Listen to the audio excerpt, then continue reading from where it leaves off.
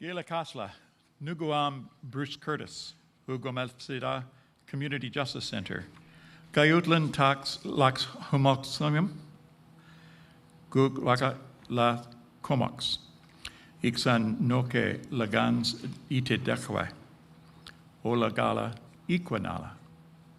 Welcome. My name is Bruce Curtis and Chief Administrator of the Community Justice Center. I come from Musqueam territory and I live in Comox territory. It's nice to see you again. And you're looking very well today. On behalf of the Community Justice Center and our partners in the 11th Annual Campagnolo Lecture on Restorative Justice, which includes Comox Valley Schools, North Island College, the Sid Williams Theater, and this evening's gold level sponsor, Wachier Friendship Center, our silver level sponsor, Comox Valley Transition Society, and our bronze level sponsors, Comox Valley Community Health Network, the Mikisew Métis Association of the Comox Valley, the RLR Law Group, the Comox Valley Unitarian Fellowship, and the Anglican Parish of St. John the Divine. I thank you for coming. I would like to now invite Richard Hardy, Councillor of the Comox First Nation, to extend the official welcome to the traditional territory of the Comox First Nation.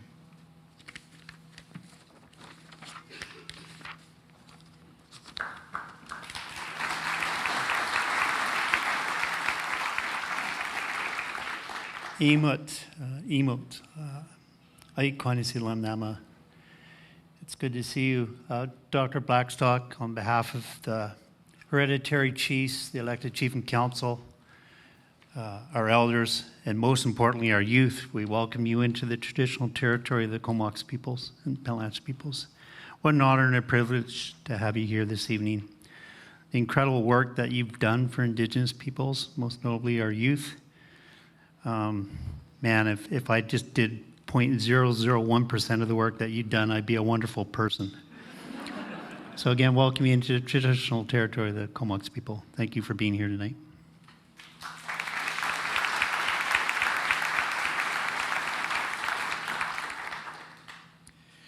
This evening, we welcome each of you, and I want to give special acknowledgement to a number of Comox Valley community leaders who have joined us this evening. Mid-Island Pacific Rim MP, Gord Johns. North Island Powell River MP, Rachel Blaney, and her husband, Chief Darren Blaney of the Homalco First Nation. Ronna Ray Leonard, MLA for the Courtenay Comox constituency. Jesse Kettler, Chair of the Comox Valley Regional District. His Worship, and he hates that, Bob Wells of the City of Courtenay, and the Mayor-elect of the Town of Comox, Nicole Minions. Our partners in the Campagnolo Lecture, North Island Board Chair Eric Mosley and his partner Karen, and the President of North Island College, Dr. Lisa Domey, and her partner Jeff Garbutt, Chief Administrative Officer for the City of Courtenay. Comox Valley Schools Chair Tanya Frawley and Vice Chair Michelle Waite. And I would invite our partners in the Campagnolo Lectures, Tanya Frawley from School District 71, to bring greetings to you this evening.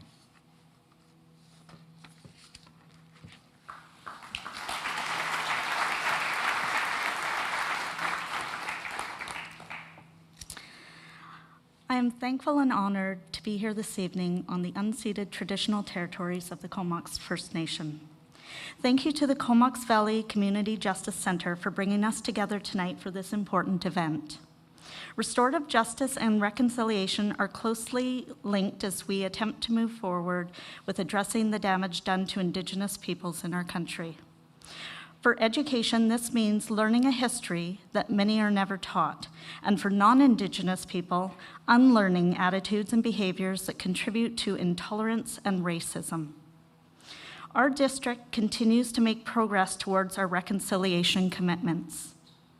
The Truth and Reconciliation Commission of Canada urges each province to make age-appropriate curriculum on residential schools, treaties, and Aboriginal people's contributions to Canada, a mandatory education requirement. This means that in BC high school students will soon have to expand their understanding of Indigenous perspective and histories before they can graduate. I'm very pleased to say that Comox Valley Schools are currently developing new Indigenous-focused coursework that will help meet BC's new graduation requirements. This past summer, our district signed an important local education agreement with Comox First Nation that will help guide our work as a district in supporting local Comox First Nation students. We look forward to seeing the results of this very important work.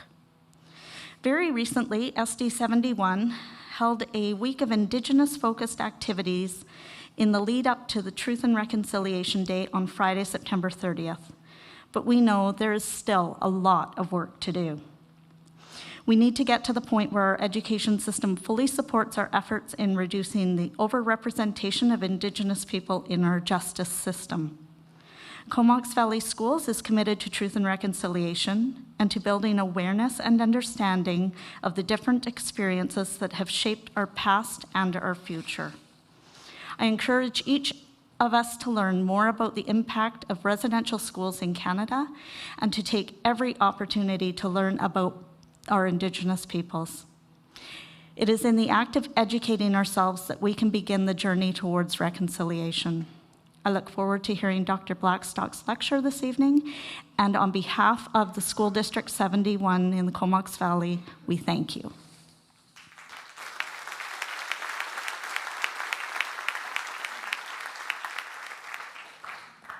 And another partner, Dr. Lisa Domey, North Island College President and CEO.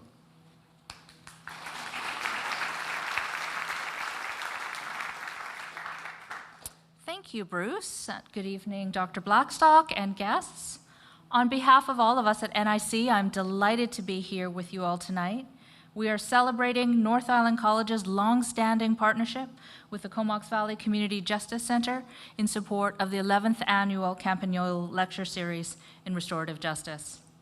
Attending this evening with me are Eric Mosley, past chair of the Board of Governors, members of faculty, staff, students, and administration.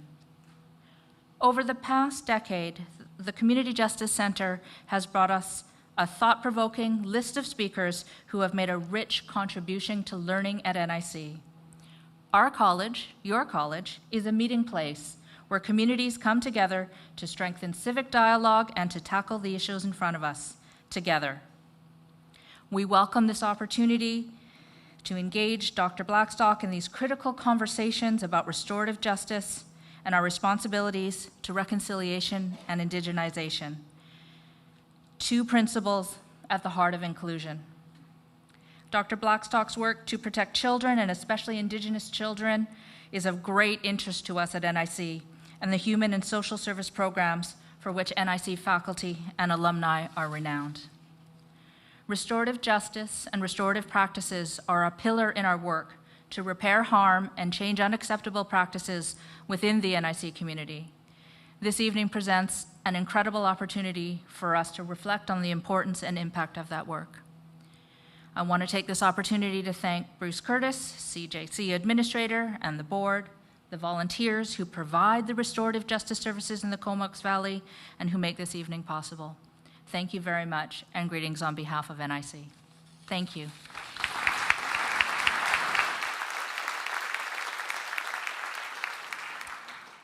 And I would invite Sheila McDonald, President of the Community Justice Center, to the podium to introduce our honored speaker this evening.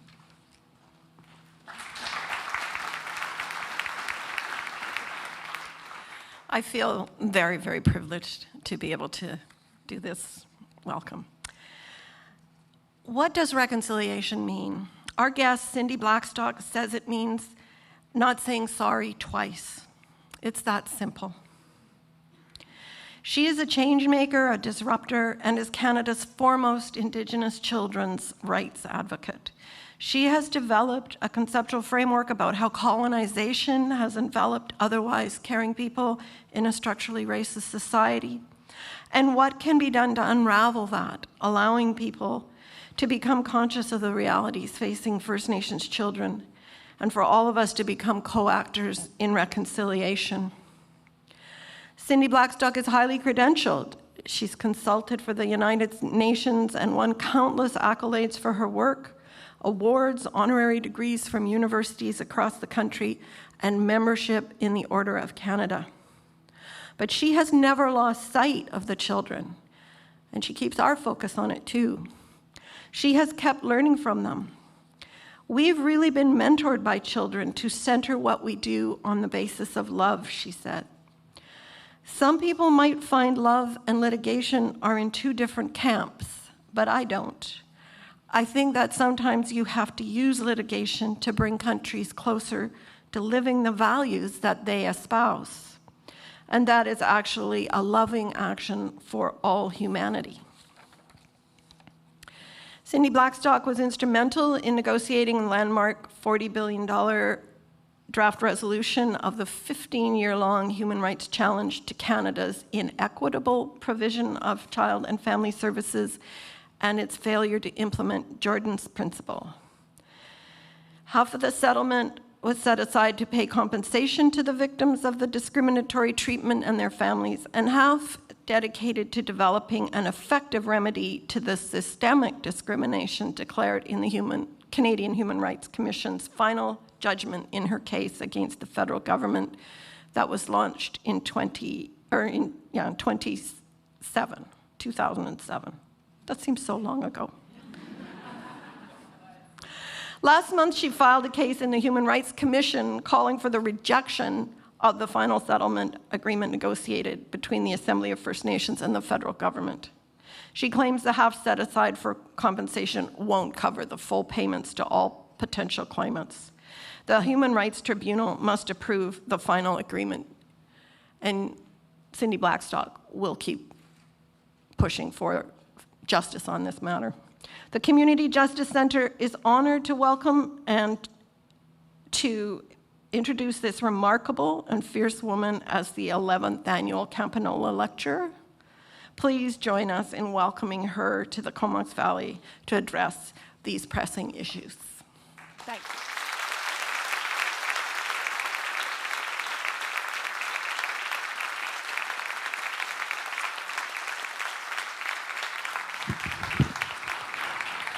What a great honor to be here on the territory of the Comox First Nation, and thank you for the welcome. You know, children are experts in love and fairness, and they are the keepers of the possible. They are the ones that imagine a world where love actually can prevail. If children were in charge of the laws, even the insects would be looked after. You know, J.K. Rowling said, you know, parenting is hard, but growing up is actually harder. And that's a piece that we forget, is we forget that we can become love and kindness experts again. We can become experts in fairness. What happens to us as adults is we seem to rationalize the clearly wrong. And that's why children are such good teachers, because they don't let us get away with that nonsense so easily. And it's the children that can call us back to the humanity, to that person that we hope we grow up to be one day. So I want to talk about growing up, not just the story that each one of you have as a creation story, but the creation story of Canada. And how is it that that growing up allowed us to distance ourselves from our humanity, to espouse human rights while perpetrating egregious human rights abuses? How is it that we can celebrate French and English, even on our cereal boxes, but negate the founding languages of this nation? What was the story that we were told? How can we see the unseen, the stuff that we've normalized, the stuff that children wouldn't put up with anymore? You know, I was in Australia, in the territories of the Aboriginal and Torres Strait Islander people, when this happened. And the question has to be asked of whether it was an actual papal apology or not. What was the Pope apologizing for? When do you apologize? In our teachings, when you mess up, your first job is not to actually apologize. Your first job is to understand the harm from the perspective of the people that you hurt. And then you have to demonstrate that you learn from that. You have to pay restitution, but you have to do more than that. You have to show that your days of doing wrong are over with. And only when you've demonstrated that to the satisfaction of the people do you hurt, do you get the privilege of doing an apology. But so often apologies by wrongdoers have been about trying to dismiss their own accountability, putting the blame on a few wrongdoers in the past, instead of accepting accountability as an institution or as a government. Talking about dark chapters as if the same type of racism that led to residential schools is no longer with us. We don't need to worry about that anymore. So let's look at what the Pope was apologizing for and how we have been taught this creation story about residential schools. This is the famous photograph of Thomas More. And this is, of course, an image where this is supposed to be before tuition in the Regina Residential School, and that is after. The civilizing project in its glory. And really at the epicenter of colonialism, there is this embedding, this seeding of a savage and civilized dichotomy, where everything First Nations, Métis, and Inuit peoples are and were and will be is redeemed savage. And everything that is Western and European and ilk is civilized. And that's what this was supposed to really portray. But the truth of the photo is actually even more devastating. This is a trick of the eye. You see, this is actually after tuition in the Regina Residential School. This is not traditional regalia. They wanted to dress Thomas up using different types of regalia from different communities and then adding their own flair so that they could use him as a marketing tool to demonstrate the good works of the church and of the government. And yet this before and after image is something that all of us, many of us have seen. And it's meant to entrench that whole piece. It is when a picture can't be trusted. Another myth we tell ourselves about residential schools is that nobody back then knew any better. And the reason that we like to say that is because we can say that people back then didn't know any better. If they did know better, they would have done something about it. And that means if we know better, we will do something about it. These are headlines actually from the 16th of November, 1907. On the left, you have the Victoria Daily Colonist. Is it still in publication? I think so, huh? Yeah. And you can see here it says, Indian schools deal out death. Remember with the murdered and missing Indigenous women and girls inquiry, the controversy about genocide, or even with the unmarked graves where there was all this rinsing and waning in the media about, oh, well, they're not mass graves. Don't worry about that. They're just unmarked graves, right? And people would say about the media before, well, we're engaged in reconciliation, but these headlines plainly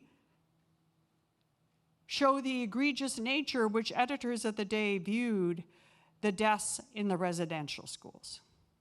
Now, what they're reporting there is actually a report by Canada's Chief Medical Health Inspector, Dr. Bryce, who he was president of the American Public Health Association, one of the leading public health officers of the time. And he was recruited by the federal government to go out and look at the health of kids in residential schools. He found the death rate was about 50% per year. Imagine that, operating a school where 1 in every 2 children would die that year. The cause was preventable deaths from tuberculosis. Some of you were saying, well, tuberculosis was rampant for everyone, and of course you're right. But what was wrong is that the rates were much higher for the First Nations, Métis, and Inuit children in those schools. Why?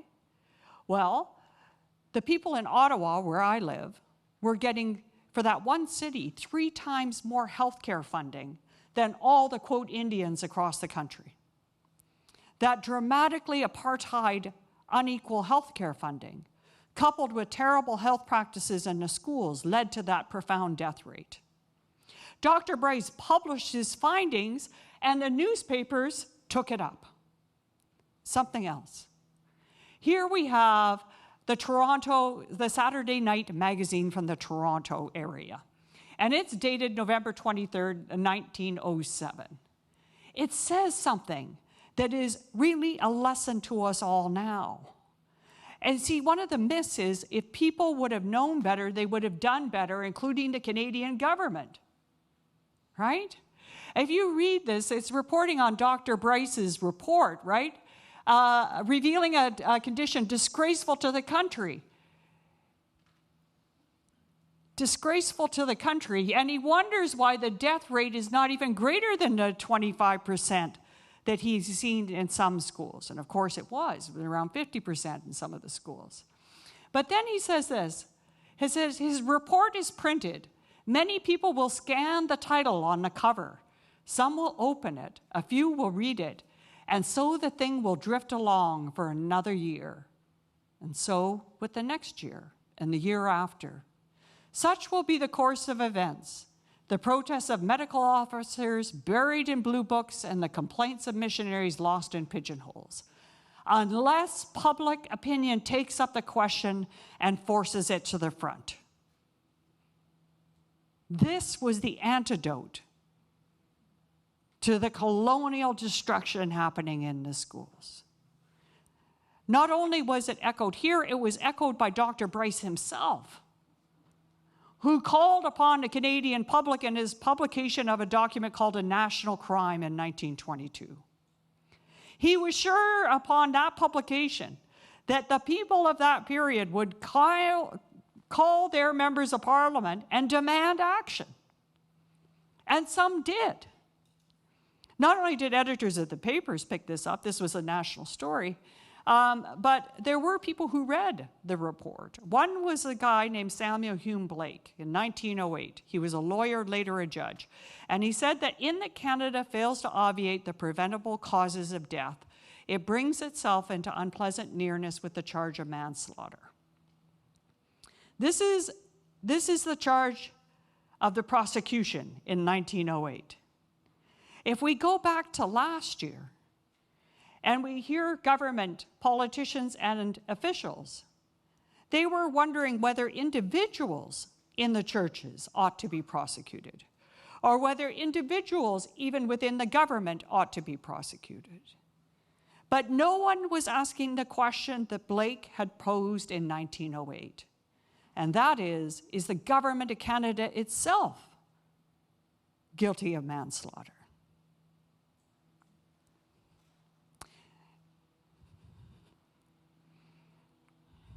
So who is the person who stonewalled Dr. Bryce's report? And he did stonewall it. A word that we too often use in lexicon is that the government failed to help the children. They did not fail. They chose not to help them. They knew they were dying.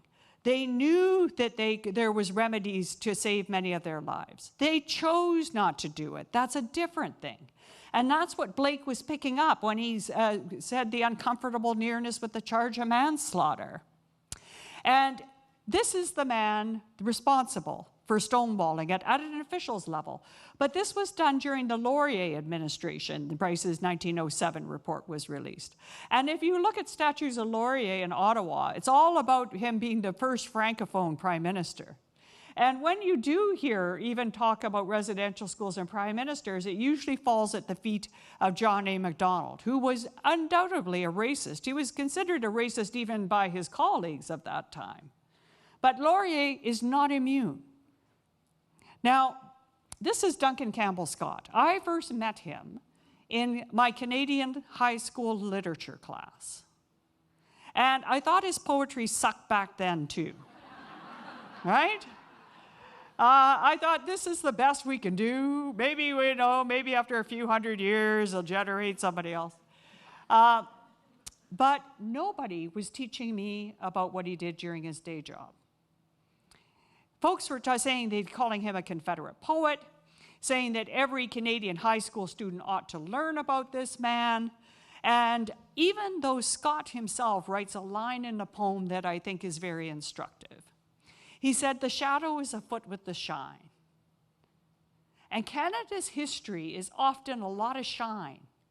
And then you'll hear at the end of the news story or the opinion article, oh, and we did do a few bad things to Indigenous people. But overall, it's really great, right? Now, Scott, for his efforts, was rewarded. He wasn't penalized in his lifetime. Dr. Bryce died in obscurity. The Canadian government made sure he was erased from the Canadian story. He was not to be a part of the Canadian creation story because he was a dissenter. We talk about whitewashing history, but I think we actually don't do that. I think we whitewash history so that these wrongdoers are not set against people of their period who were actually fighting for the right thing. And that's a danger that we have today, is when people are standing up against injustice, is too often we minimize them. We use terms like activist, which is kind of like, well, you're not really, you're kind of got your own agenda. And it's kind of a way of dismissing people. And more recently, we have these fools like the Convoy trying to really take over that kind of space and try to reprofile their unjust attitudes as fighting against injustice. So the challenges are stark. But we need to kind of remember that we should not elevate this kind of individual. And I'm not about erasing Scott from history, far from it. But we have to do as his poem instructs. The shadow has to be afoot with the shine. And all legacies have weights. So the impact of his poetic contributions on Canada needs to be weighed against his 52-year career stonewalling residential schools. And then there we find the instructive element about our own lives, is that we will leave all of us multiple legacies. And it's really about which one really will be the echo in someone else's reality that we want to be proud of. And that requires more of all of us. Who else was standing up? Well, I told you about Dr. Bryce's publication of A National Crime in 1922, where he was calling upon people of the public to stand up. This is written a year later in the Christmas season of 1923. It's a letter entitled Dear Parent, and it's from a little boy named Edward B. We actually don't know if this ever got to his parents. Probably not. It was probably intercepted, as much mail was for children in residential schools. You see, the idea was to make sure that they felt alone and that their parents didn't love them, because it's much easier to really distance themselves from their cultures if they feel forgotten. Now you can see here that the letter talks about how hungry he and the other boys are. They're so hungry they're eating cats and they're eating wheat. And they're also being treated cruelly by their teacher. Now I told you that we don't know if it ever made it to his parents, and that's true. But we do know it made it to Duncan Campbell Scott. And Duncan Campbell Scott, upon receiving this letter, even having been aware of his own medical health officer's findings in 1922, says 99% of the kids in the schools are too fat anyway. See, the dehumanization that happens in bureaucracies also has to be on our radar screen. It's easy to discount Scott as an evildoer, but it's more complicated than that.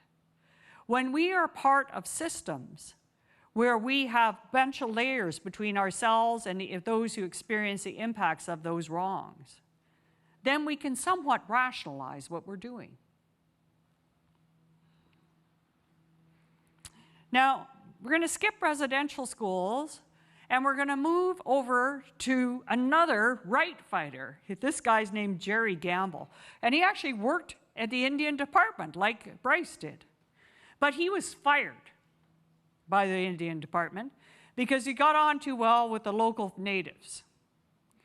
Now, this is him making a speech in 1958 about how the department steals Indian rights. Now, Jerry had about 20 of these items, but let me give you some highlights and see if they sound familiar to you. The Be Patient speech. You know, my government has done more than anybody else getting clean water out to First Nations. But this is a complex matter. Sure, there's more work we could do, but we have a 5-year plan. So change cannot happen overnight. And all we need is for you just to be patient with us. We're going to get to you. The Be Patient speech is always given by those who can turn on a tap and get a clean glass of water. It invites us to be grateful for the discrimination that's foisted out onto us. And it creates a narrative in the public that we ought to be grateful. Look at all the money going to First Nations, and they're still not satisfied. Who's heard that, right?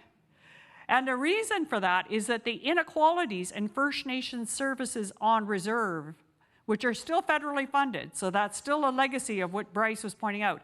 The federal government funds public services on reserve. The level of funding is so much lower than what everybody else gets that we haven't even now got to a place of equity. So it's like we're fighting to kind of just get where everybody else is. We have an apartheid public service system in Canada, really. The other is make the Indian believe that they're doing things for your own good. You know, we're setting up all these systems for you. Yeah, we still have the Indian Act. That's an old relic from the past. But, you know, we don't want to do away with it because I'm sure there's going to be some people that we need to talk to that might disagree with getting rid of the racist Indian Act. And like this is what it often looks like, right? We need to, they use terms now, they say engage with us, right? And I thought, you know what? That would be a quick divorce for me, right? It's like, you already know the Indian Act is racist. It's the same thing that pushed the kids into the residential schools. Why are you still handing out cards to children that say you're either a status child or a non-status child? That's what the government of Canada is doing. And in fact, when I took my status card down to South Africa, when I taught human rights, they recognized those cards very well because in 1948, a delegation from South Africa came to Canada to see the reserve system and the Indian Act, and they implemented that in apartheid South Africa. And it's so interesting to me, and I'm sure many of you saw it too, when Mandela was freed from the prison and the worldwide community was called upon to act against apartheid, Canadians of all stripes filled the streets. And many of them actually walked by the headquarters of the Department of Indian Affairs and didn't even blink, right? That's why that birth story, that creation story, really indoctrinates all of us, right? Let's go to the case with the children, which, by the way, is still going on, right? So I was naive when I got onto the scene, too. Even despite my family having been touched by residential schools, etc., I was convinced if the federal government knew how dramatically they're underfunding First Nations children and families, that they knew that that was leading to more kids being in foster care than at the height of residential schools. And if we work with economists and experts to come up with a solution, they would do that. In fact, I believe that so much that I sold my house in Burnaby and moved to Ottawa in the winter because I thought this would only be a 3-year sentence, right? And so we finish the report. The government's a part of it. We get a letter from the minister. They say, thank you very much for this great report. We're reviewing it. And then time ticks on. Nothing changes. But they say, you know what? We need a second report. The first report wasn't detailed enough. We need a second report. So, you know, the definition of insanity is doing the same thing twice. Well, I signed up for the definition of insanity, and sure, I got on board the second time, right? We got 20 different experts to cost this thing out, including a team of 5 economists. Back then, First Nations families were receiving 70 cents on the dollar compared to everybody else. And that took no account of the hardships of residential schools. And I want you to keep in mind, like if I was, you know, Prime Minister, and I cut all of your public services for your kids by 50 to 70 or 50 to 30%, depending on where it is, and 1 in 6 of you did not have clean water, and I came in with child protection and I tried to look at how well your kids are doing in 6 months, how many of you think I would take into care? Quite a lot, right? Because that's what the problem is with child welfare laws or juvenile justice laws, is they codify structural discrimination as a personal deficit without dealing with the structural discrimination. That's the problem. So that was the second report. But by then, I'm starting to wisen up. And I'm thinking, okay, they of course wanted another report. But I thought, no, okay, the game's up, right? So at that point, we were receiving at the Caring Society about 50% of our money from the feds. And most First Nations, Métis, and Inuit organizations are all government funded. And the reason for that is that, as Dean New says in his book, Accounting for Genocide, is that's how they control the organizations and the governments. So we had a great teaching from an elder that I try to live up to today. He said, never fall in love with the Caring Society and never fall in love with your business card. Only fall in love with the children, because there might come a day when you have to sacrifice both those things for them. And in 2007, that's what we did with the Assembly of First Nations. We filed the human rights case, and just like clockwork, within 30 days, we lost all of our core funding from the federal government that had reprioritized things. And they thought that we would just go away and die as an organization, because that's what every other First Nations, Métis, or Inuit organization did. But much to their irritation, we actually survived. And then they didn't have the money lever to try and control us. So they started into a process of retaliation that involved actually deploying 189 bureaucrats to follow me around. Now, this is all part of court evidence, and the reason they were doing it is because they wanted to find some frivolous or vexatious grounds to get the case dismissed. And I tell my friends, I said, I don't know what I'm more embarrassed about, the fact that they were following me around, I don't even have a parking ticket, or the fact that they followed me around for 4 years, and my life is so boring, they didn't even find one scandal, right?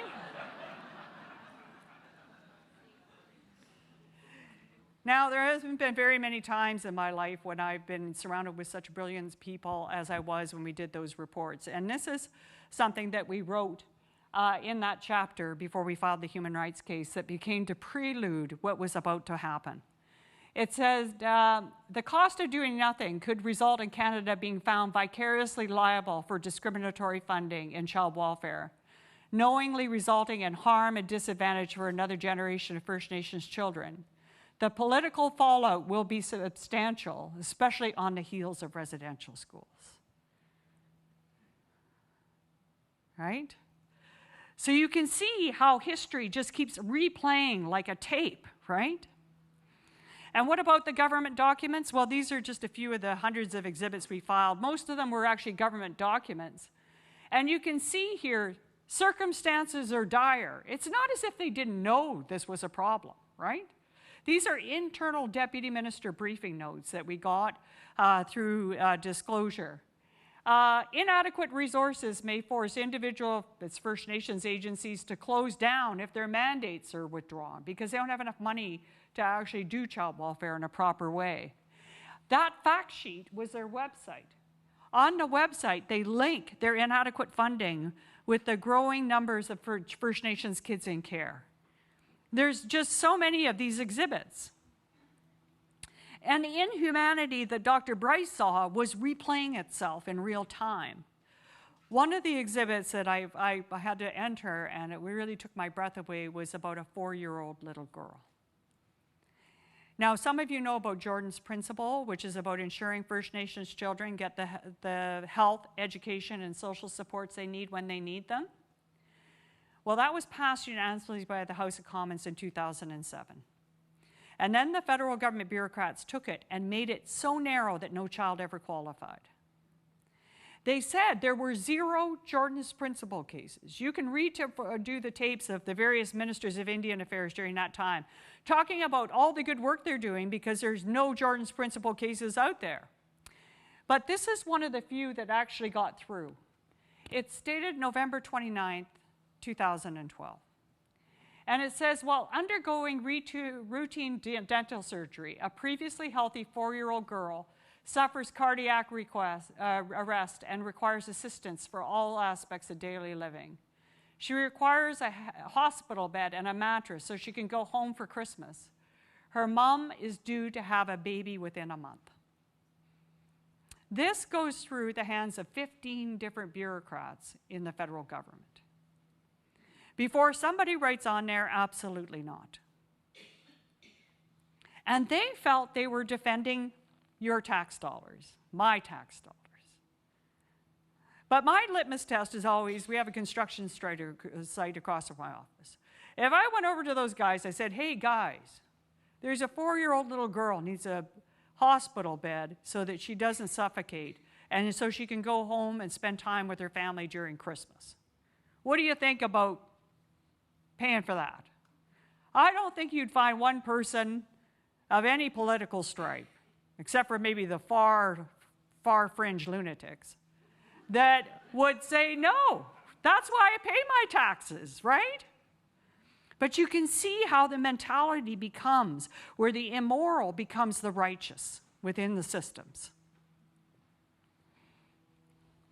And the tribunal found this true. The tribunal in its 2016 decision that found it said that really the government was replaying the same behaviors it had in residential schools, even though it had apologized for residential schools. The same kind of what the tribunal called old mindset was replaying itself in legitimizing it. And I remember the day we got the decision. It was a landmark decision in January 2016. And there was all kinds of media coverage. It was covered nationally. And the ministers came out and welcomed the decision. And then they did nothing. We have had now 22 non-compliance and procedural orders against the Canadian government since that time, including one linking Canada's non-compliance with the deaths of at least 3 12-year-old little girls. So this is how difficult it is in real time. You have the TRC, you have all these symbols of reconciliation, but in the courtrooms, the Canadian government continues its usual modus operandi. So how do we explain it and how do we disrupt it? Well, it was just after the affirmation of the survivors' truce into Kamloops that I saw the Prime Minister rise up in the House of Commons and say, we are not fighting First Nations kids in court. I was literally holding my vacuum cleaner in my living room in Ottawa, and I dropped it, and I literally said, it's like QAnon. Because the next week, we're going to court against the Canadian government that did not want to pay compensation to victims and did not want to provide Jordan's Principle services to First Nations kids off reserve. It was just so detached from the reality that was actually happening. A few days later, I was listening to a podcast, and I saw this guy named Stephen Hassan. Now, Stephen wrote the book, The Call to Trump. And I thought, I'm going to reach out to this guy. Because it finally clicked to me that colonialism and mind control are very much interlinked. And it's what allows some people to stand up in the House of Commons and say that they're not litigating. It's not because they're intentionally lying. It's because they've been bathed in this colonial bath for so long that they just see that as being really, truly a dark chapter. So when we think about how it happens, this is a work done in collaboration with Dr. Hassan. So we're going to use salmon here, right? So you start off being kind of, free thinking. I am a salmon, and I'll always be a salmon. No one's going to change me into anything I don't want. This is how people go from free thinking into QAnon, for example. Then you put some authoritarianism in there. You disrupt them. You make them more afraid, or maybe you put some uncertainty. Those are good authoritarian tools. Then you get, well, I am a salmon, but I'm kind of not like the rest of the salmon, right? And then there's more doses of uncertainty, of insecurity. And then you start looking at what's wrong with me, right? I must be the problem. And that's when those simple solutions that so many of these movements, including colonialism, offer up. And then you start to feel bad about being a salmon. And then as soon as you know it, you're saying, I'm not a salmon, I'm a fish. And then you said, I've never heard of a salmon.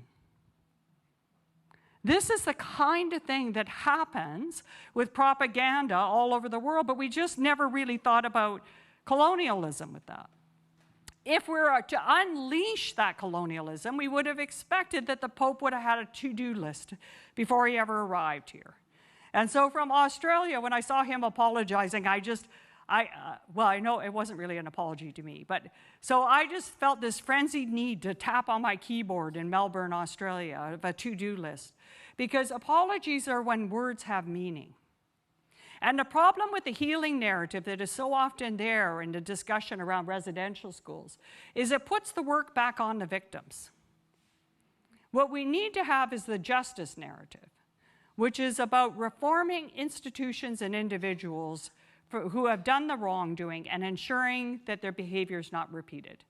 And that also includes reforming the public and trusting the public with the truth, so that the public, when they see murdered, missing Indigenous women and girls, they can see it for the genocide that it is, and they can do what Bryce had recommended we do back in 1907. And that is call on elected officials to do the right thing. So let's see how it affects public servants. Remember Jerry Gamble, the public servant. So starts up here, I have strong morals and I want to make change from the inside. And then you walk into the Department of Indian Affairs, which is a colonial department. It has an education system for the bureaucrats. It has a culture for the bureaucrats. And soon you might say something, and then a supervisor says to you, well, yeah, but you'll understand more as, if you get more experience, right? And then you start to look around and realize you're the only person saying this and everybody else seems to believe it. So you start to ask yourself what's wrong with you. And then you kind of think, well, I really need this job. I got to feed my kids. I better not rock the boat anymore. And then you're in there and the government is really trying hard. And there's more work to do, sure, but we're really trying hard.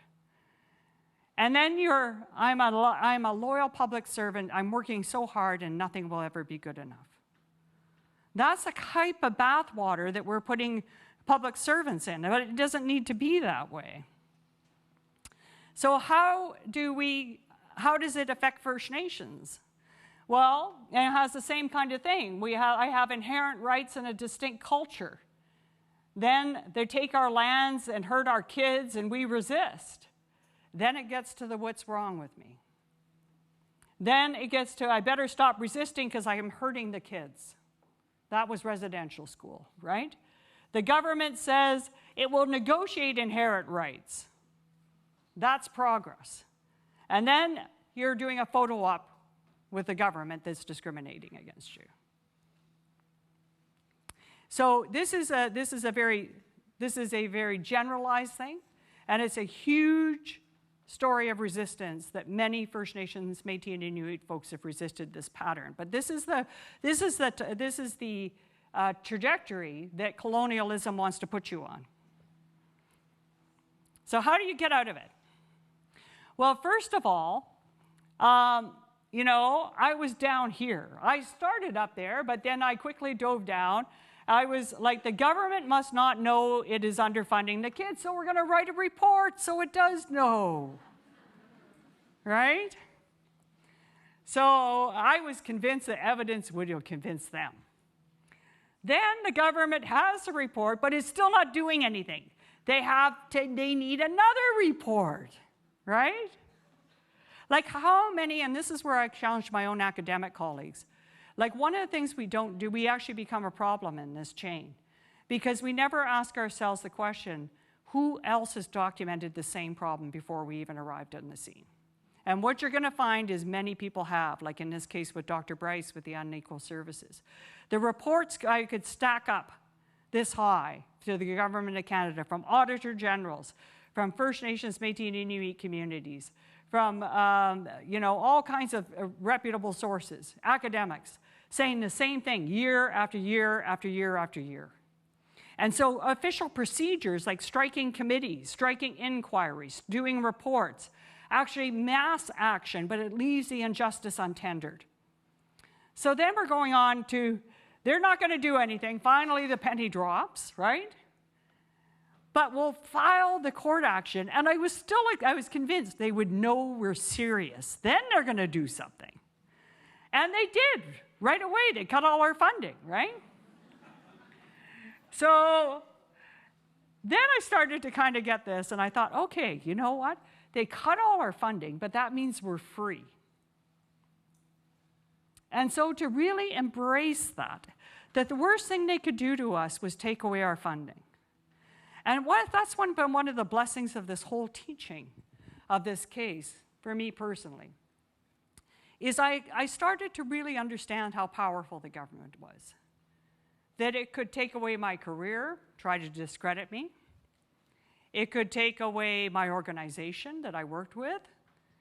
It could, send Canada Revenue after me. It could take away my passports. It could do a lot of stuff to me. Throw me in jail. But then I had to ask myself the very important question that many of us ask ourselves, is what is it that really matters at the end of the day? And to me, it was my values. And what I realized is that only I could give them away. No one could ever take those from me.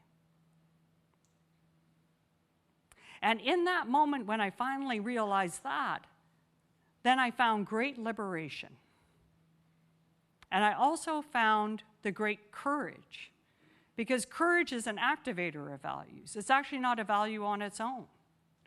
And it makes it a lot easier to activate that values when you realize that your founding position is to be active with integrity and in the service of children. Nothing else really matters. And so I don't do photo ops with politicians. And I'm trying to see in my own behavior how I actually enable this kind of cycle. And we're now educating members of the Canadian public, but also members of First Nations, Métis, and Inuit communities to look at these patterns and think about how we build ourselves out of them.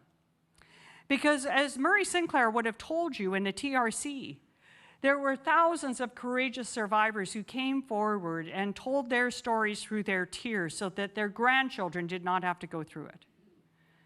But even Murray Sinclair, with all of his integrity, had to take the Canadian government to court to get the records of the government held on residential schools.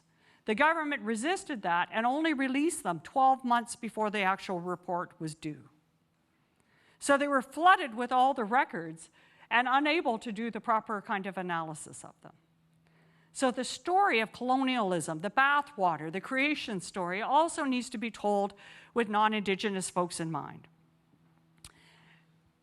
But you have great power, and we saw that last year in the sea of orange shirts. Did you know that the Canadian government, thanks to your activism, implemented more TRC calls to action in the 3 weeks following the discovery of the unmarked graves in Kamloops than it had in the previous 6 years? See, it turns out that DeBryce is actually right. By doing those small things, and maybe you felt like it wasn't very much. Maybe you just wore an orange shirt. Maybe you wrote an email to your MP. Maybe you went to your MLA's office. Maybe you were reading stories to your kids or learning. That changed things for the better. And so what we need to do is realize that one of the lessons of history is when the headlines die, the children do too. And when politicians try to change the page, it's our job to make sure that page doesn't change. And when we do that, we actually create really positive change. And that's what happened in our case. So with the losses in court mounting, the Canadian government, we've actually been to court 30 times, right up to the Federal Court of Appeal. Canada's lost every decision. But that losing court record on its own wasn't enough. It was that losing court record and the rising tide of orange shirts last summer that forced the federal government to announce that $40 billion. That $40 billion, in my view, is still not enough. And it's not enough because I want, fun things for kids. It's about meeting basic human rights. It's not enough. But we've gotten 1.3 million services for kids. That little girl with the bed, she would get a bed today. And her parents wouldn't have to fight for it. We've got services for families for prevention to keep families together for the first time since Confederation. There's never been investments by the government to keep First Nations families together, and it's finally happening. But the inequalities are still there in the other services.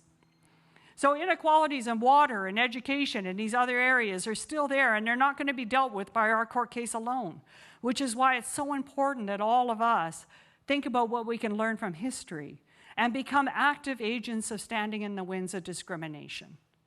Because when we stand in the winds of discrimination with the children, we make sure that they know that they don't have to face it alone. And that in itself is a great gift and a turning of the tide in the Canadian temperament from the time of Bryce to the time of now.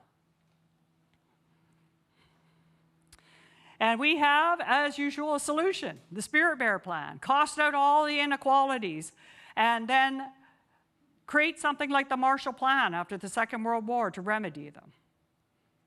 You know, some governments, they say to me, oh, well, we know that only 35% of First Nations have broadband access, and, there's First Nations still without water.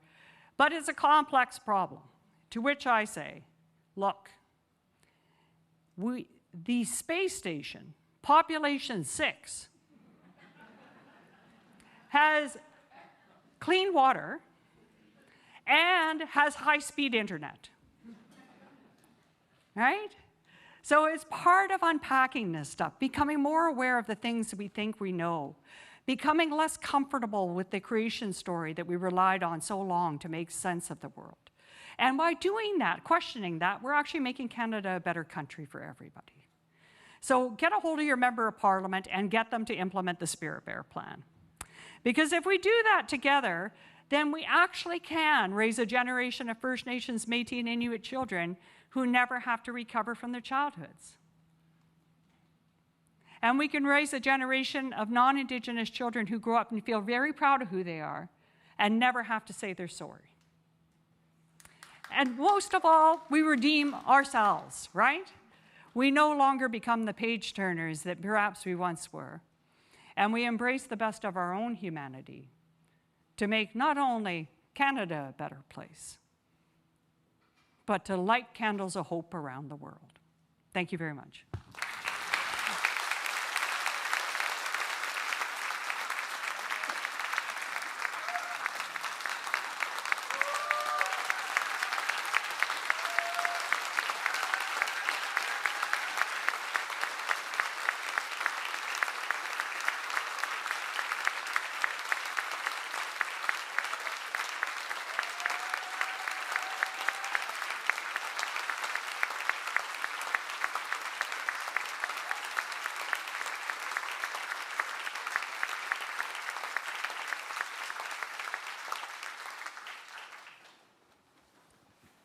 And now I would like to invite Doug Hillian to come up, who will be emceeing, and he's already here, and he will be emceeing the question and answer period.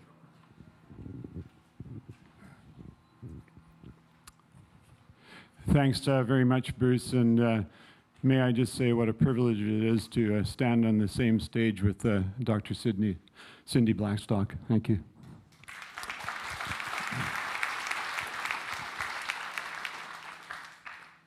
I would like to thank Dr. Blackstock for her remarks this evening. They are inspiring, courageous, and informative, and have significantly added to the remarkable legacy of the Campagnolo lectures. Dr. Blackstock has graciously allowed time for audience questions on the subject of her talk this evening, and I will be emceeing this section of the evening. Because of the wide range of issues that flow out of the urgent work of reconciliation and restorative justice, there is considerable scope for questions about this evening's presentation. But we do want to add one proviso, and that is that Dr. Blackstock is not able to comment on individual cases. So I would ask that you refrain from that type of question, please. When we call for questions, please come up. It says to one of the two mics set up near the front. Ah, there they go. So please come up to one of the mics and wait your turn to pose a short question. This will ensure that all may hear your question, and so it is recorded as part of the video of this event. And for those of you who don't know, this will be available on local cable for the next year until the next lecture supplants it. Your patience is appreciated, and this procedure will ensure that we all enjoy and learn from this conversation. So, feel free to start coming up, anyone who does have a question. And we'll go to the microphone right here, please. Thank you for your presentation. It was powerful beyond belief. And I will just ask for you to state your name. Thanks. I'm Stephen Ferrer Amadon from Comox. My question is about the Indian Act. In Jody Wilson-Raybell's last book, Indian in the Cabinet, she made reference, and I see reference to this all the time, that the Indian Act seems to be a conundrum through which, or about which, people recognize it's a conundrum, and all parties say it's a terrible thing. First Nations say it's a terrible thing, and yet it seems to be perpetually around our neck, almost like an albatross in which we cannot get out of it. So I would like to, can you comment a bit about what do we do about that, and what's the process to address that, to make that not what it is today? Well, thank you. It is an albatross. And actually, I personally, I don't carry my card around. I won't renew it. I expired back in 2003, according to the federal government. And I don't ever plan on renewing. Because I in Gitxsan because of my community, I belong to them. Not because the Canadian government hands out a card. But in answer to your question, it's one of those pieces where there is a solution. And it's called the Royal Commission on Aboriginal Peoples. And it was done in 1996, the very year the last residential school closed. And it provided a 20-year plan to get away from the Indian Act. Had it been implemented, we would live in a country that wouldn't have a Minister of Indigenous Services, wouldn't have a Minister of Crown Relations, because it would affirm the rights of First Nations, Métis, and Inuit peoples. There was recently a 20th anniversary of that report, and the authors and the commissioners were remarking about how little progress had been made. But what was also clear is how relevant their recommendations were. And I think back to Dr. Bryce. If Dr. Bryce had been listened to, and if those children, we would see far fewer children in unmarked graves, but we quite possibly, and actually I found it interesting, he did his report in 1907. We filed our human rights case 100 years later in 2007. We wouldn't have had to file that case because the problem would have been fixed. So look at the Royal Commission on Aboriginal Peoples, and there's some fabulous First Nations, Métis, and Inuit leaders in this audience who can tell you even more about that than I can.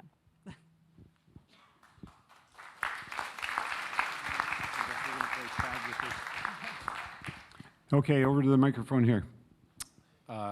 Thanks, Doug. Mayor Bob Wells. My apologies, Doug. You've heard this story probably a zillion times, but when I was 17, I did go to South Africa to fight apartheid in 1991, and it was an amazing year. But 4 years later, I lived on reserve up in Fort St. James and found out in 1996 we still had reservation schools in Canada. And I knew about Canada's history in terms of basically training the world about how to be apartheid. But I was tweaked because you had said you'd been in South Africa and not really looking to them, but do you see other countries around the world that have been colonial that have been able to get through this in a more effective way? Well, thank you. I think that there's a lot of different examples of where people have picked up different threads. Some people look to us for those examples. No one has done a stellar job. But where there has been the most movement, the factor was always the same, is the public in Australia walked across that bridge, 100,000 people. Some change happened. But then when the momentum died, so did the change, and sometimes it was rolled back. In this country, the same thing. When the public pays attention, First Nations, Métis, and Inuit peoples are there with the solutions. They just need the support to have them implemented. In the United States, the Native American tribes, some of that has been their piece too. There's been long-standing resistance in these communities. They just need the support of everybody else. But I really commend, in terms of another rollback in the US, we all know about the Supreme Court in the United States and the very problematic decisions that it's making now. On November 9th of this year, it will hear whether or not the Indian Child Welfare Act in the United States is constitutional or not. And there's a significant worry that they will take that act and make it unconstitutional, leaving there no protections for Native American children who also are removed at overrepresented rates. So it's important that we not only pay attention in our own country, but that we stand as allies to Indigenous peoples around the globe.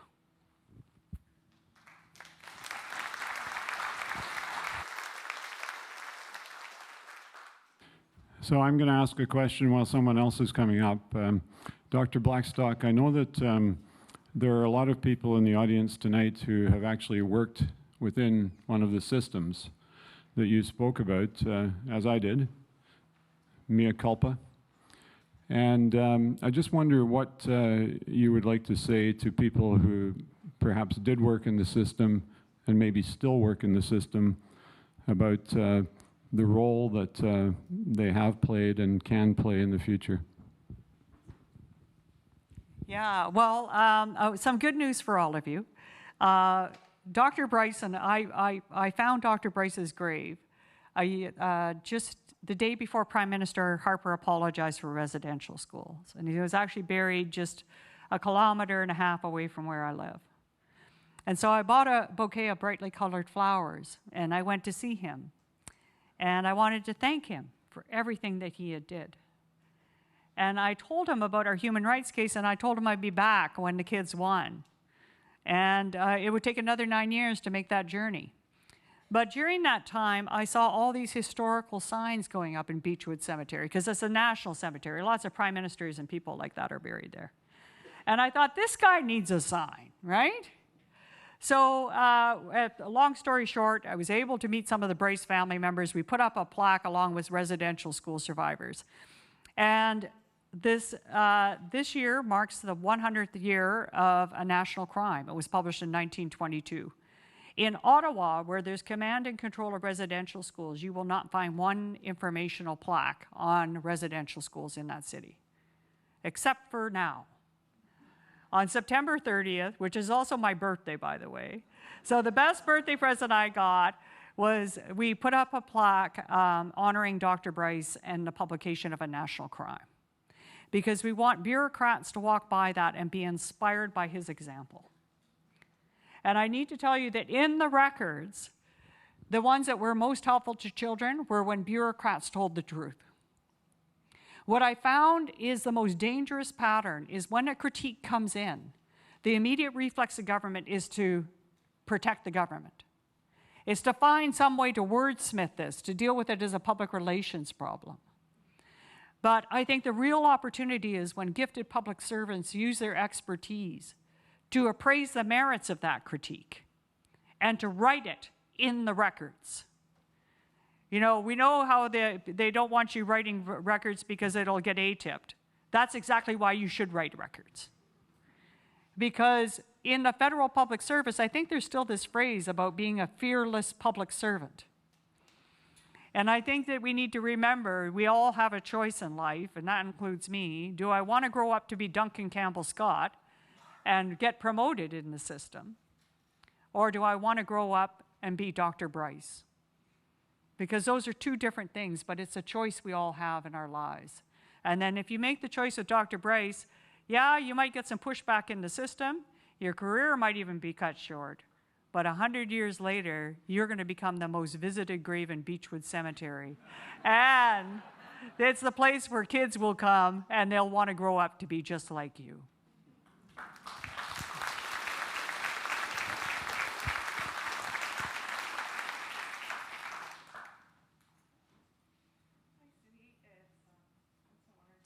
To listen to you and to meet you today. As an Indigenous support person, I've been on various councils and boards, and I really loved, I would call it your fish ladder that you had, because it is so true on every level of trying to fight for our kids. And I've been trying to fight for our kids, and I get back the, well, we've given you breadcrumbs. You know, be grateful for your breadcrumbs. And, you know, I finally said, I've had enough of the damn breadcrumbs. I want a whole loaf. I want 20 loaves for all these kids. And it was so reaffirming to hear you say that, because I really, like the fish going, is it me? Is it just me? Maybe I'm just, you know, setting off alarm bells. Maybe I'm just a problem and not trying to find a solution. And so to see that just reignites my will to fight for the kids, because it is hard being, as you know, being in this position, because the racism you deal with, the side looks, you know, doesn't matter your training, you're still not enough as an Indigenous woman. And but I do my work for our Indigenous children, because my mother is a survivor of residential school, and I survived her. I survived her. I survived the parenting that the government gave my mother. And I'm a wife of a survivor. And for me, it's about our kids having the freedom to do what my mom and son weren't able to. And I was brought away from my reserve to live in Victoria because she didn't want to go back home to the bad memories. So it's affected 3 generations, including my son. But I'm coming back. I'm in the North Island College Aboriginal Leadership Program. And I'm not just going to be a worker, I'm going to be a leader in this and help our children. So thank you. Awesome. Thank you. Ah.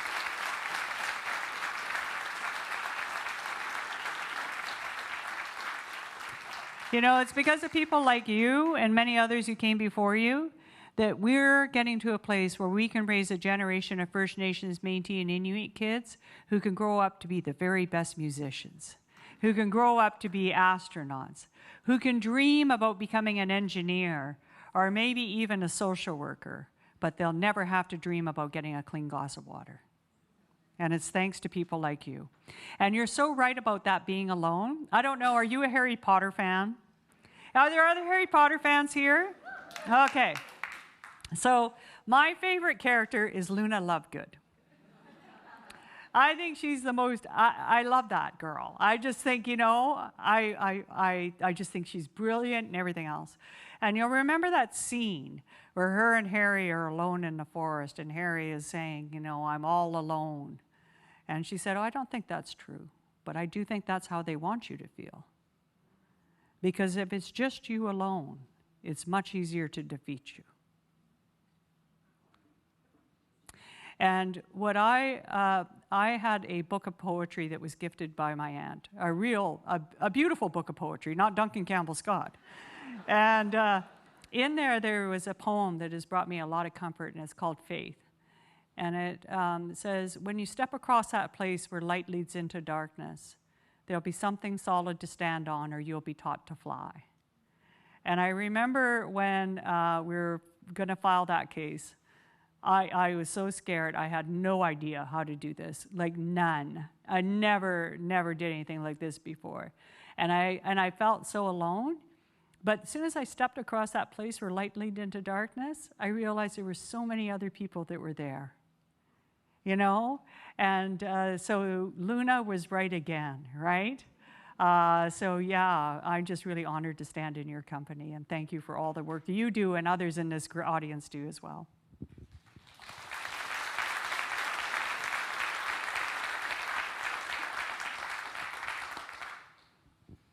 Hello, Ingrid Brown.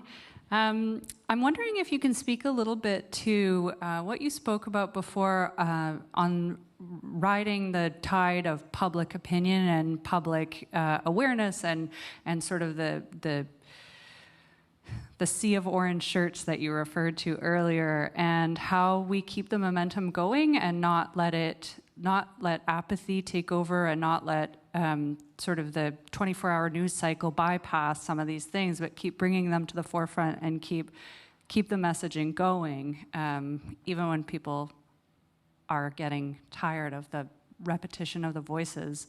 How can we do that kind of work in community? Yeah, like one of the easy things you can do is actually, it's election season for municipal politicians, I understand here. We're having a vote back in Ottawa too. Whenever there's an election, I actually print off copies of the TRC calls to action and the murder of missing Indigenous women and girls, and I wait for them to come up my porch. And I get the knock on the door, and they're there with the clipboard, big smile. We want to just see if we can confirm you as for supporting our candidate. I said, yes, as long as you can answer this question. And so they look good. They think I'm going to talk about the economy or, you know, something like this. But I always say, look, what has your candidate personally done to implement the TRC calls to action and the Murdered Missing Indigenous Women and Girls report?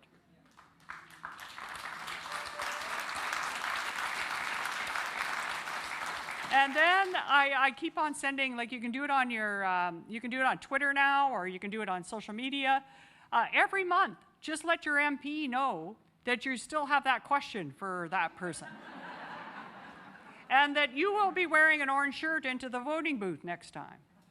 And the next provincial election and the next federal election, let's all wear orange shirts into the voting booth. If we did that, they would start to understand that this is an issue that won't go away. And let's face it, it's a pretty easy thing to do, right? I mean, often, and this is this piece where they make you feel alone. If my member of parliament is a cabinet minister, they don't write back to me, right? But I keep on sending them mail anyway, right? And so does now everybody on my block send them mail anyway, right? So, you know, I just keep on broadening my circle of people who are going to send them mail. It's that simple, really. And the other thing that you can do is find out, like on our website, that FN Caring Society, there's 7 free ways you and your family can make a difference in under 2 minutes. Here's the key thing. It doesn't cost you any money. It just costs you a couple minutes of your time to make a difference.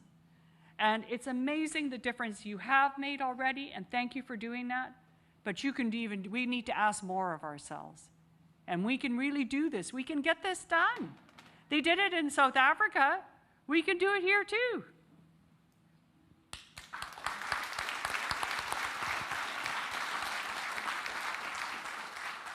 Hi, my name is Jen, and I'm from Uquat, up in northern Vancouver Island. And out of the Truth and Reconciliation, the two things that really just get me mad and fired, and I just don't know where to go to get the information to help fight it, is medical access on every reserve. I have family members that have to take a boat and have to drive 3 hours, and I think that's unacceptable, especially when, anyways. My other strong one is about water. Why in the hell in Canada are there reserves that still don't have fresh water? Yeah. So my question is what reputable organizations or people can I reach out to get my friends and family to get on board, to help support, to help fight this? How do we fight this? I don't think it's fair that my family has to take a boat and 3-hour drive to get medical care in Canada in 2022. So what do we do? Yeah, and you're not alone. The Auditor General would agree with you and actually has done a series of reports on this, right? Here's another example of where the problem has been pointed out and the solution is there, both for water and for medical transportation. Couple of things. Jordan's principle is about ensuring equitable access to services. It can allow for a community, say if they had, say, 20 kids and they needed an occupational therapist, instead of taking all 20 of them outside of their community, they could hire an occupational therapist through a group request. The federal government is saying Jordan's principle only applies to kids. It's one human rights complaint away from having it apply over the life course. Governments don't create change, they respond to change.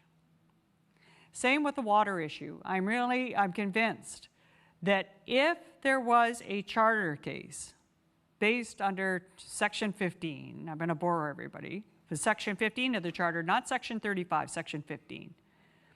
If that was filed against the Canadian government, all these people in this group would support you, wouldn't they? Would you support a charter case? Yeah. So I would do a couple things. Reach out to the Canadian Human Rights Commission about the medical access on reserves, and also look at reach out to them and see how you could file a complaint on water. And go to the big law firms. There's lots of law firms here in BC that are making lots of money off of First Nations.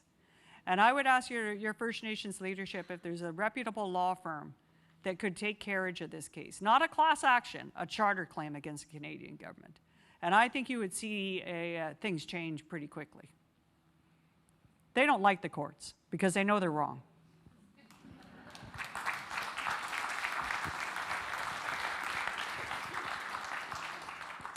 So we have a few more minutes if someone has another question. And just while this gentleman's coming up, when we were having dinner earlier tonight, I shared with you that we had Jody Wilson-Raybould on this stage 2 weeks ago, and we talked a little bit.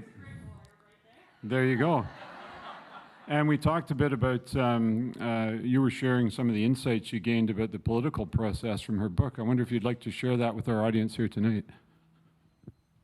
The political insights? The insights that you picked up from her book and from your own experience with the political process.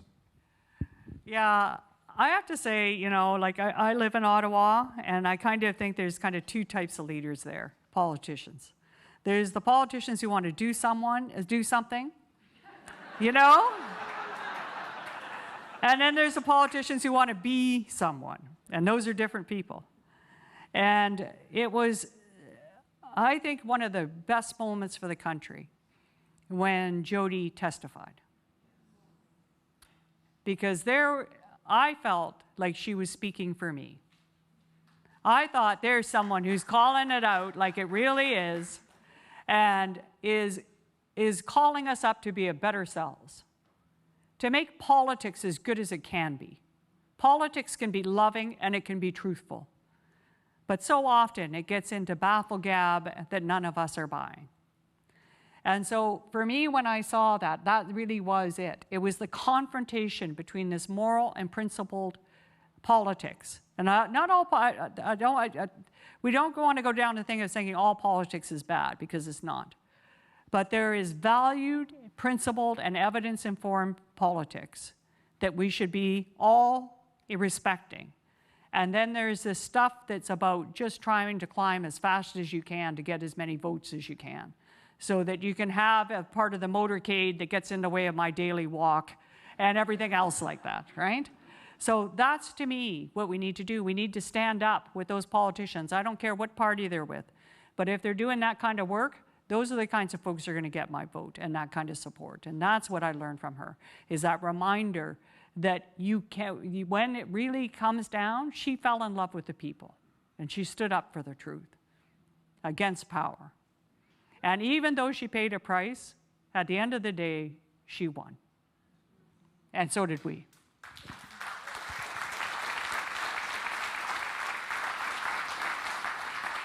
I love that, truth to power. Evan Jolicoeur, nice to see you.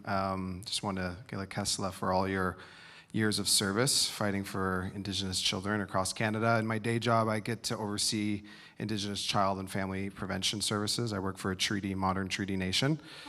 And I'd love to know your take on what's happening with C92.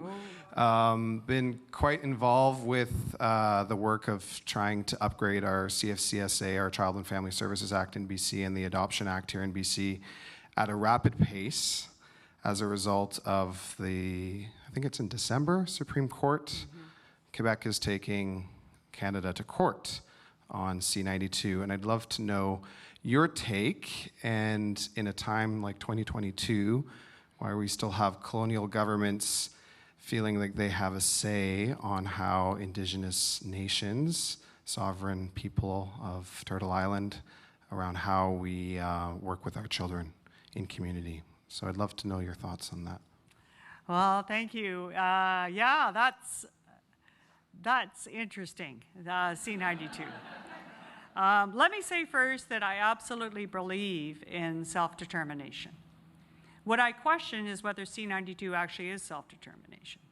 And I'll tell you why. Because when I've been privileged and honored to go to First Nations communities and we see the surfacing of their dream for their children, like I ask them, we have this process and we say, you know, what is the dream that you have for your kids and your families? What does it look like?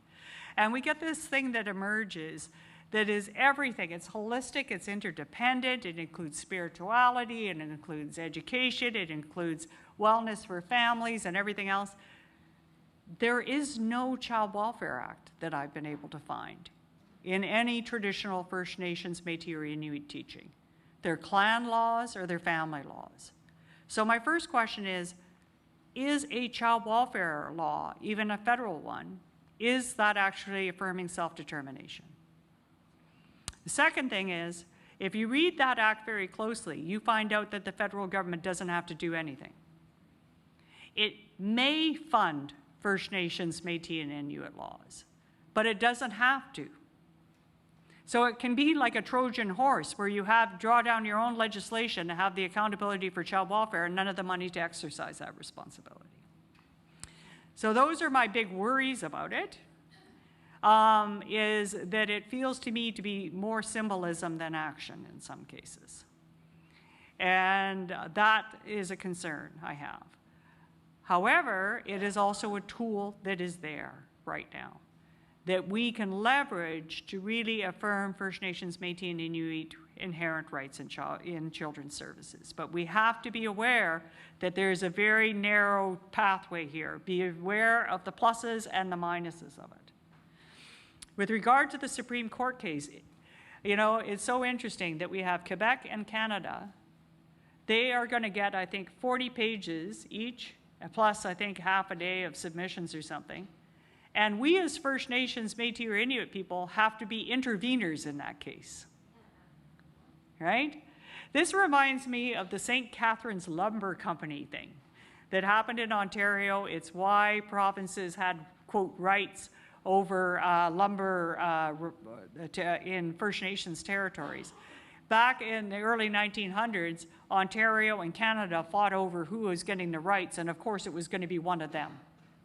In this scenario, we have Quebec and we have Canada fighting over that. And that doesn't feel right to me. It doesn't feel right that we have to intervene in a case about our kids in 2022. However, we are going to intervene. The Caring Society is, we intervened at the Federal Court of Appeal, and we will be there at the Supreme Court as well. And we are going to stand for the principle of self-determination, but we're also going to use this as an opportunity to remind Canada that, look, inherent right means that you respect the inherent right as defined by First Nations, Métis, and Inuit peoples. You don't just put your own stamp on it and you pay the bill. You got to make sure these laws work. I mean, that is the bottom line. And you can't say that funding will come later. That is the biggest colonial trick in the playbook. Take down the self-determination so it's no longer my problem, the federal government says, and the money will come later. Well, I can only personally say when I started, I was actually one of the youngest people around the table. That's no longer the case.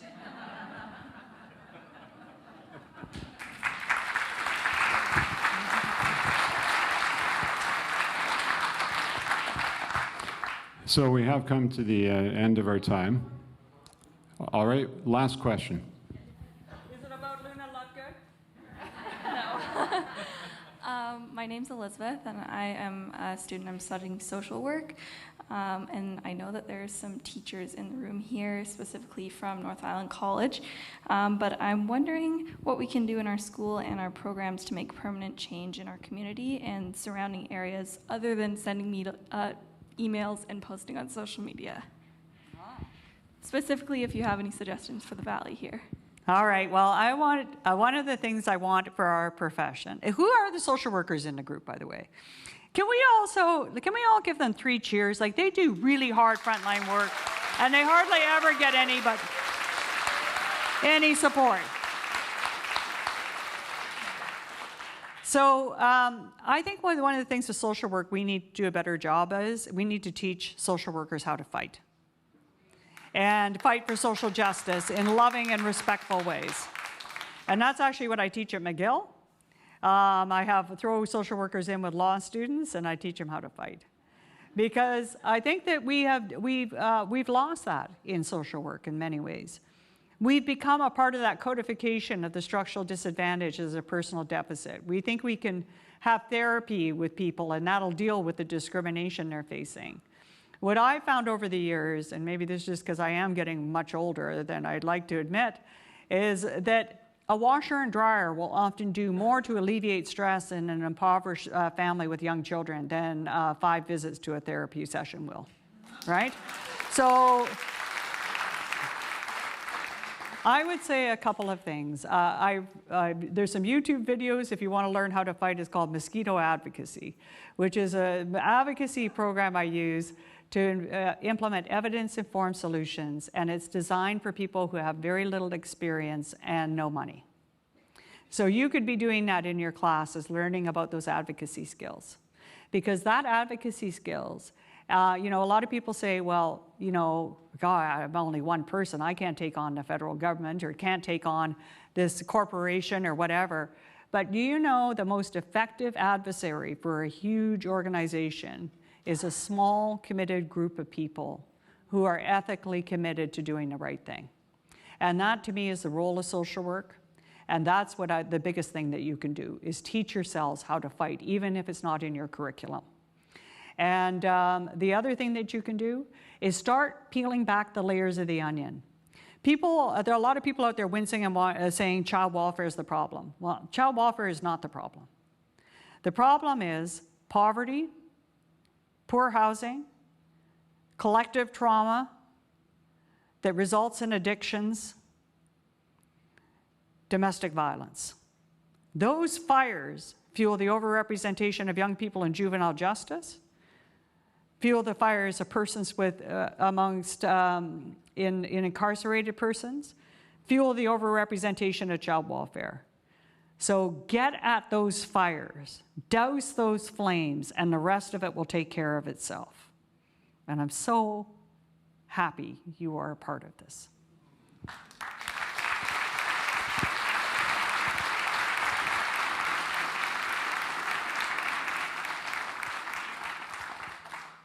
Well, now we really are done. So I want to thank those of you in the audience who stood up to ask a question, and all of you for your attentive involvement here tonight. And I want to thank Dr. Blackstock for her responses. And I'd now like to invite Bruce Curtis, our Chief Administrator of the Community Justice Center, to bring us to the close of this evening and express our thanks to Dr. Blackstock for the 11th Annual Campagnolo Lecture.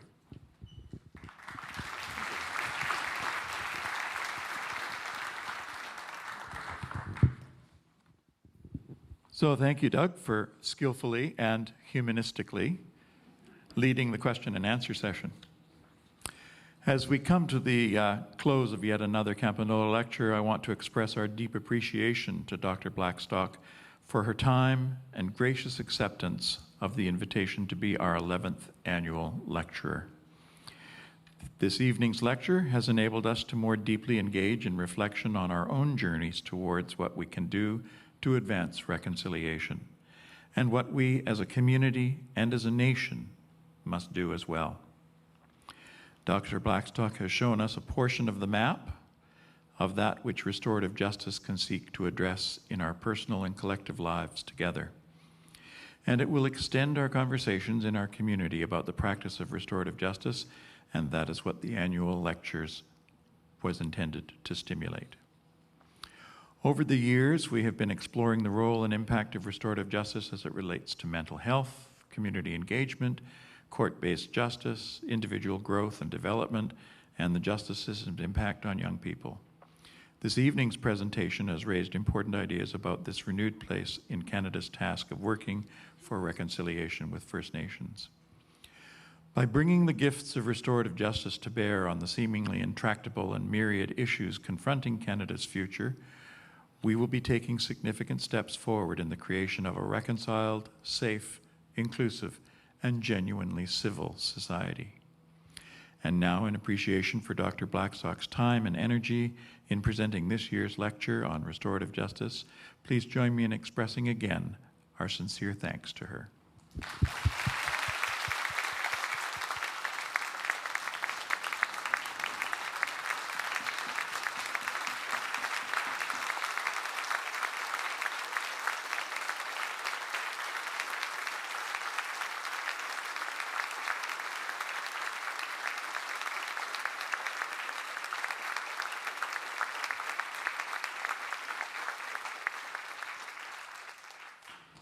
And if this has sparked a deeper interest in what you can do to further that work towards restorative society, let me say that it is not too late to volunteer with the Community Justice Center and to make a substantial financial endowment to our program.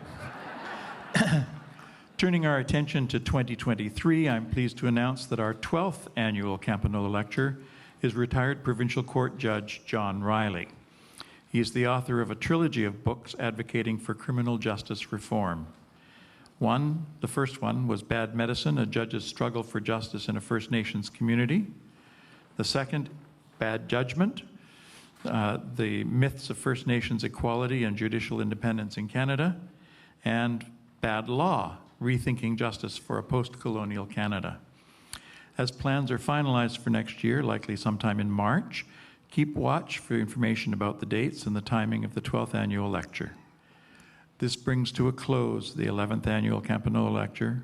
Thank you, and halakasla. Go in peace, travel safely.